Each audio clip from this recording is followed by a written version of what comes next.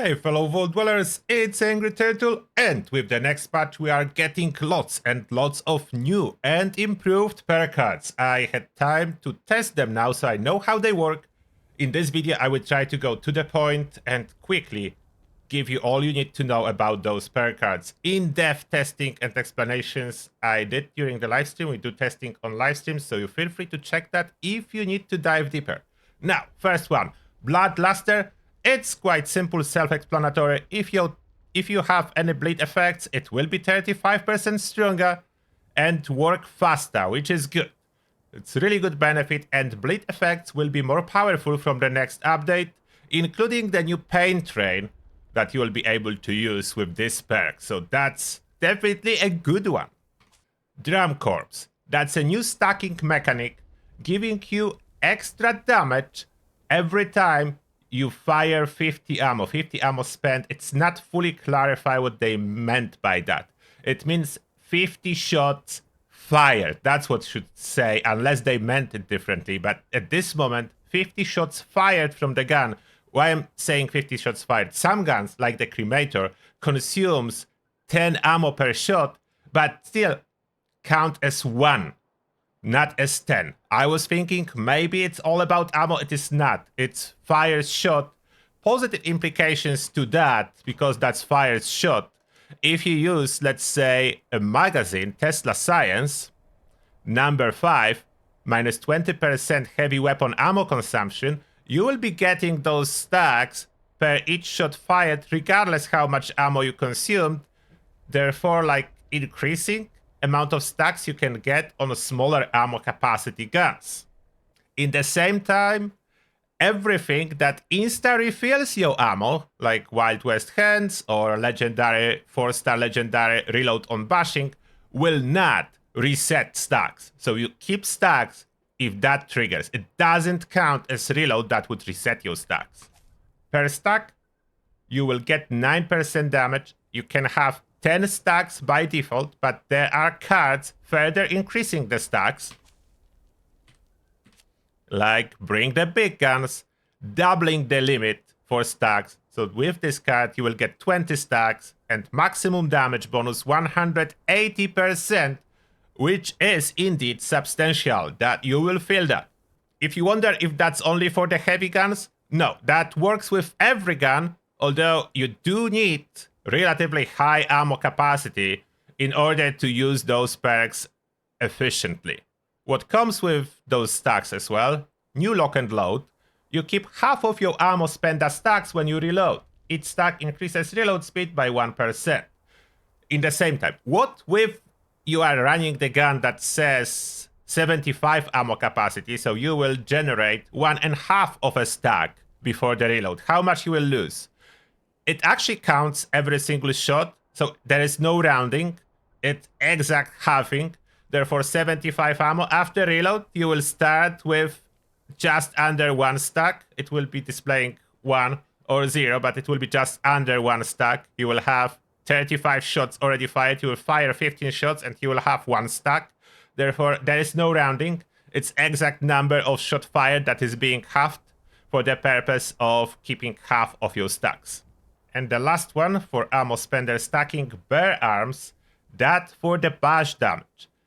This does work with Basher minigun, so minigun shredder does work with this one. You just need to fire 1k 5mm and then run out of ammo so you don't reload. If you don't reload, you maintain your stacks as long as you don't swap the weapon. So you can run Basher minigun with extra 100% bash damage. Iron Fist has been greatly improved. Now it gives you unarmed, which is fist attack damage, improvement based on your damage resistance. It goes up to almost 100% when you have very high damage resistance, like in power armor, endgame power armor with all the bonuses. So close to 100% boost to your unarmed attacks for just 1 point. Melee weapons, as well as you can see by Nikapa, are now categorized into blunt and sharp. Two categorizations, and you can see them when you inspect a melee weapon. Blunt melee weapons deal plus 100% limb damage. So limb damage increase for just 2 points for all the blunt weapons. When you inspect any weapon, you can see what category it is on the bottom. Power tool, energy, two-hand melee. There is a bug that energy is disappeared somehow from auto axe, but that's different story. Plasma cutter, sharp, one-hand melee. So you can see the category the weapon is on the bottom of the screen when you inspect. Heavy hitters, blunt melee weapons deal 50% more power attack damage, but only blunt, so unfortunately cannot be used with auto axe. Slugger is now for all melee weapons and 30% more damage to crippled targets. Wound Salter, plus 30% damage against bleeding targets. Meat Mincer, 20% swing speed, but only for sharp melee weapons. Whichever is categorized as sharp can benefit from that. One new perk related to grenades to increase the throwing range. The arc is now moved to settings, game settings, so everyone can have a tracking arc. This perk just increases the throwing distance. There is one new perk that increases the speed up of the spin up. The full description probably needs to be updated, but that's the spin up for, let's say, Gatling Plasma. It will start firing faster from the moment you press the trigger. The time to spin it up is faster. The fire rate remains the same, it just starts firing faster. And the super cool new Pain Train that now synergizes with the Pain Train 4-star legendary effect for your armor, and we did test it yesterday. Super fun, it can absolutely kill multiple enemies and has synergy with all the bleed effects and new bleed perk cards and new unarmed perk cards. How far can it be pushed? It's up for me to test it, I don't know, but I can absolutely destroy level 100 super mutants by just sprinting through them with Pain Train, perk card, other perks, and legendary armor. So yeah, super cool now. I'm happy with that. Moving to perception and bows. Bow before me. Bows and crossbows ignore 40% armor, 10% chance to stagger, only 2-point cost. So it's greatly buffed compared to live. Bows and crossbows are greatly buffed too compared to live game version. Deal Sealer, one of the weakest cards for bows, 10% damage for each impairment. By impairment they mean burning, frozen, bleeding, poisoned, whatever else can appear under the health bar of enemy count as impairment. So that can boost damage. Is it the strongest? No. This is really cool. Hat trick. Arrows and throwing weapons bounce towards 3 additional targets, dealing 80% damage. And yes, if arrows are exploding, there will be 3 explosions from 3 bounces, and you can clear out entire room of ghouls, let's say, with single arrow. So this is super cool. I was testing that. I love the bouncing arrows. Super cool. I don't know if that makes sense, that you can make argument about that, but it is super cool and works. Master Archer. Arrows and thrown melee weapons pierce targets. And it does exactly what it says. How useful it is? It's not so easy to align enemies to stand behind each other in a line. But if you will succeed, then a single arrow will go through all those enemies and kill them all. Homebody upgrade. This one will give you additional benefits for being well rested. It's a little bit unclear, but if we check a patch notes from Bethesda, it basically means after you sleep, depends what kind of sleep buff you are getting. So the basic well rested sleep buff, if you will get this one with Homebody card, you will get additional 2 agility as a bonus to the buff. If you get Kindred Spirit, so if you have an ally that you romance at your camp, you will get 2 perception for that. If you do have Lower Embrace, Lower Embrace is the romance companion. The Kindred Spirit is regular companion. So if you have Lower Embrace, that will be 2 charisma bonus from Homebody. Huge changes to a lot of revive perks under charisma. Let's dive in. So first one, it's EMT. But those changes that I will be describing for self-revives apply to all effects for self-revives, self-inflicted, and applied to others, including like Scout Banner. If you pop Scout Banner, you have self-revive every 5 minutes. So all the other cards with revive effects will apply regardless what caused the revive. So first change, the really big one, it says automatically revive down teammates, and there is no down state anymore. The down state was removed. It doesn't really say that on the card, but it was removed. Therefore, wherever your teammate will hit 0 health, like empty health bar, it's supposed to go down, this perk will trigger and save them by applying a stim pack to them. The stim pack is being indeed used. Your stim pack will be used, and you need to be in range. I don't know exactly how close, I didn't test that yet, but you need to be in the same area for sure for it to trigger. The line of sight doesn't seem to be required. And this can trigger every 3 minutes for your teammate. You don't need to do anything. It will just trigger if one of your teammates nearby of your location will hit 0 health. And that will save them. And that will work in raid too, because there is no down state. There is no down state in raid, but this perk doesn't require that. Therefore, those perks, all of them are really good now for self-revives. Really, really good at this moment as we are testing it on the public test server. Healing Hands. This one is very important if you really want to use self-revive efficiently. This one causes you to revive at fully healed. What will happen if you don't use this card? I was testing, and if you are taking a heavy gunfire, you hit 0 health, self-revive triggered, which is using a stim pack, but if you are taking heavy damage, the damage will outdamage the stim pack and you die anyway. Therefore, this is like mandatory. Healing Hands will cause self-revive to automatically put you at 100% health. So that's essential. This card needs to be paired with any self-revive effects if you want to really use it efficiently. The stim pack will still be applied and working, so it will be super tanky after this revive. So you will start at full health, and stim pack will still be working on you. Stim pack will still be used. This is additional bonus. Revived teammates will have 18 action points regen for 1 minute, and that applies to yourself too. If you self-revive yourself, you will get all the benefits from Charisma self-revive related perk cards and other self-revive and revive related perks that exist. They all apply to self-reviving. Let's say Scout's Banner is being used. You are by yourself, no one around. Scout Banner puts you up. All those extra perks will indeed kick in. Quack Sergeant, I don't know how useful that is, but you can switch the stim pack consumption to liquor consumption when the self-revive is triggering or the revive is triggering on your teammates.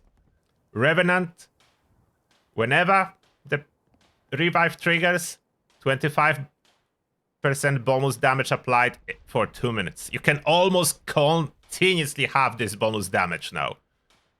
It's possible. It's quite possible to have this bonus damage all the time if you want to. Rat Sponge is new and moved to Endurance. Now, absorb 30% of rats taken and restore hunger and thirst with those rats. So that's for humans. So I cannot even equip it here, but that's for humans. You will be just fed with radiation. Interesting concept. The Ninja perk is new. Now working with bows, throwing weapons, and melee weapons to give 100% sneak attack damage bonus. In the patch notes as well, there was a mention about sneak attacks being now multiplicative. It doesn't really seem to be the case. They're not fully multiplicative. They do work better than on the live game version, but not fully multiplying the damage. So I don't know what exactly those are multiplying and how is that being calculated. There are definitely some changes, and this perk is completely new. But deep dive will be needed. I need more testing for sneak attacks. Grim Reaper Sprint updated to now synergize with your kill streak, max 10 as other kill streak bonuses, and each kill gives 10% action point regeneration. Maxing out is at 100% action point regeneration, quite powerful. It's no longer connected to VATS. It's just giving you more AP regeneration as you have higher kill streak. If you are new to the kill streak concept, kills from your teammates do count towards kill streak. So you don't need to be the one shooting enemies. It can be your teammates. You will still get the bonus. Completely new psychopath. This one, hits outside VATS refill your critical meter at 15% contribution. So each shot, when you are not in VATS, is still refilling critical meter, but much slower. 15% contribution, that means if, let's say, you would refill half of your bar per shot in VATS, now outside of VATS, unfortunately, you will refill only about like 10% of the crit bar per hit, but that works, and there is quite interesting interaction with this perk and ricochet effects. I don't know if that's intended, but at this moment what it does, if you have ricochet and psychopath equipped, every time ricochet triggers, it does refill your critical bar too. To answer your question, can you use criticals outside of VATS? Unfortunately, no. You can only recharge them outside of VATS. You cannot use them outside of VATS. I hope maybe one day they will change it.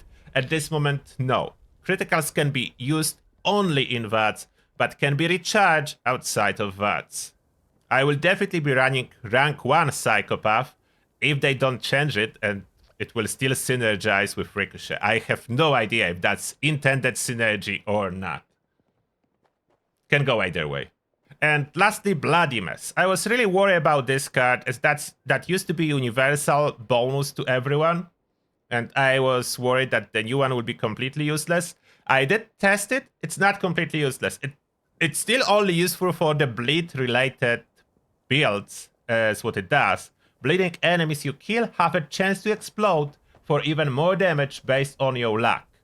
The luck is increasing the chance for this explosion to happen. If you will push your luck to like 40-50 area, it seems to most of the enemies, or maybe over half of the enemies, is indeed exploding. So the chance can go quite high. The damage part I was worried about.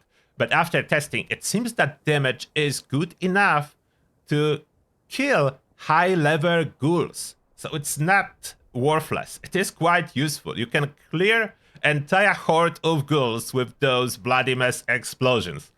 So now it is quite cool perk. I would say it's still a niche use case, as you do need to have a bleed attack. Enemy need to be bleeding before it dies to have a chance to trigger this explosion. This explosion do not carry any self-inflicted damages, so you cannot damage yourself with that. So that's safe, and it's not blinding.